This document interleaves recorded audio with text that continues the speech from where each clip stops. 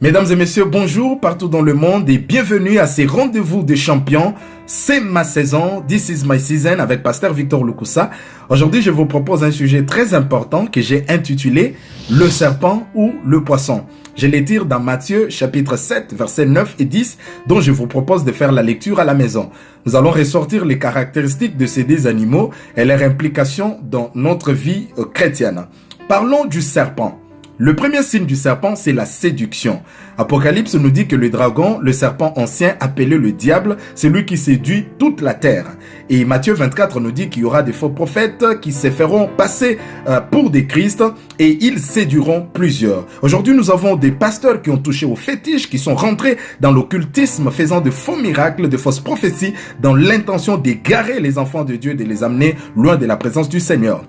Deuxième signe, c'est la duplicité. Le serpent a deux langues.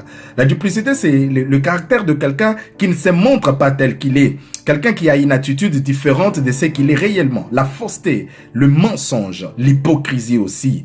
Troisième signe du serpent, c'est le venin mortel. Le serpent est capable de détruire la vie d'un homme dans une minute ou dans une seconde. Aujourd'hui, nous avons des gens qui vivent comme des serpents, qui ont pour objectif détruire le foyer, le ministère, le mariage, les travails d'autres personnes. Quatrième signe, le serpent peut prendre la forme ou la couleur du lieu où il se retrouve. Ça, c'est que nous avons des gens, le matin, il est chrétien, le soir, il est païen. Quelqu'un qui passe toute la nuit dans des hôtels, dans des boîtes de nuit, buvant, s'enivrant, couchant avec les hommes et les femmes d'autrui, et le matin, il prend le micro, il prophétise et il parle même en langue. Ça, c'est la vie de serpent. Parlons du poisson. Jésus, lorsqu'il rencontre Pierre et ses frères, il leur dit, abandonnez vos filets, suivez-moi, je ferai de vous pêcheurs des hommes. Nous voyons que Dieu compare la vie des hommes sauvés à la vie des poissons.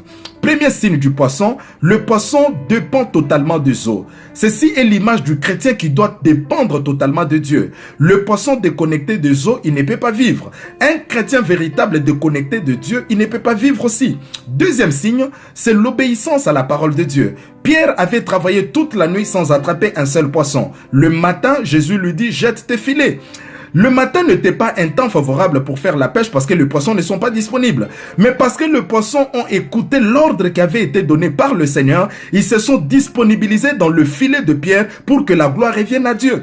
Troisième signe, les poissons ont la capacité de soutenir ceux qui sont faibles dans la foi. Jonas, Dieu l'envoie à Ninive, lui s'enfuit à Tarsis. Il a été jeté dans les eaux. Heureusement pour lui, accueilli par un poisson. Je me demande si un serpent était passé par là. Je pense que la vie de Jonas allait s'arrêter par là. Aujourd'hui, nous vivons avec des serpents dans nos entreprises, dans nos églises. Lorsque ton pasteur tombe, lorsque ton ami tombe dans la foi, qu'est-ce que tu fais? Il y en a qui sont prêts à t'achever et à enterrer ton ministère, enterrer ta vie pour qu'on ne parle plus jamais de toi. Mais l'église a besoin de poissons, de gens qui peuvent t'accueillir. Vous savez ce que ce poisson a fait? Le poisson est allé vomir Jonas à Ninive, le lieu de son destin, le lieu où il y avait Dieu. C'est-à-dire que le poisson, ce sont des gens qui ont la capacité de relever le faible et de le ramener dans la présence de Dieu. Gloire à Dieu. Quatrième signe, le dernier, les poissons ont la capacité de soutenir l'œuvre de Dieu. Jésus avait besoin de payer l'impôt, il n'avait pas l'argent. Il dit à Pierre, va jeter ton hameçon, le premier poisson que tu vas attraper, ouvre sa gueule et ressort la pièce d'argent et paye l'impôt. Jésus prêche la parole, les gens étaient fatigués, il prie, le poisson se multiplie. Le poisson a la capacité de se multiplier pour soutenir ceux qui sont faibles. Alors c'est à toi de te demander, qui es-tu? Poisson ou serpent? Je te demande d'être un poisson. Parce que le serpent, premièrement, il sera lié et jeté dans le feu. Deuxièmement, Dieu nous dit, je vous donne le pouvoir de marcher sur les serpents. Je prie que tu partages cette vidéo pour que plusieurs soient des poissons et non des serpents. Que Dieu vous bénisse, à la semaine prochaine.